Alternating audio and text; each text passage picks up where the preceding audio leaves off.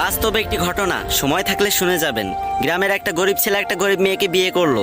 বিয়ের পরে ছেলেটি মেয়েটিকে জিজ্ঞাসা করলো, আচ্ছা তোমার জীবনে কি কোনো স্বপ্ন আছে? তখন মেয়েটি বলল, হ্যাঁ আমার জীবনে অনেক স্বপ্ন, আমি একদিন অনেক বড় ডক্টর হব, কিন্তু আমি যে গরিব। তখন ছেলেটি হেসে বলল, আরে এই ব্যাপার, আমি আছি না। তারপর ছেলেটি মেয়েটিকে নিয়ে শহরে চলে গেল। সে প্রতিদিন রিক্সা চালাতো এবং বাসায় এসে নিজেই রান্না বান্না করতো। এদিকে মেয়েটি পড়াশোনা করতে লাগলো। এরকম করতে করতে মেয়েটি একসময় ডক্টর হয়ে গেল। ছেলেটি এই খবর শুনে খুশিতে আত্মহারা হয়ে গেল এবং সে সেই ছেঁড়া কাপড় পরেই মেয়েটির সাথে দেখা করতে চলে গেল। মেয়েটি যখন তার বন্ধু বান্ধব নিয়ে কলেজ থেকে বের হচ্ছিল, তখন ছেলেটি সবার সামনে গিয়ে মেয়েটিকে বলল, জানো আজকে না আমি অনেক খুশি, আজকে তুমি ডাক্তার হতে পেরেছো। তখন মেয়েটির বান্ধবীরা জিজ্ঞাসা করলো, এ কে রে? তখন মেয়েটি বলল, আরে আমি চিনি না, হয়তো কোনো ভিক্ষুক টিক্ষুক হবে।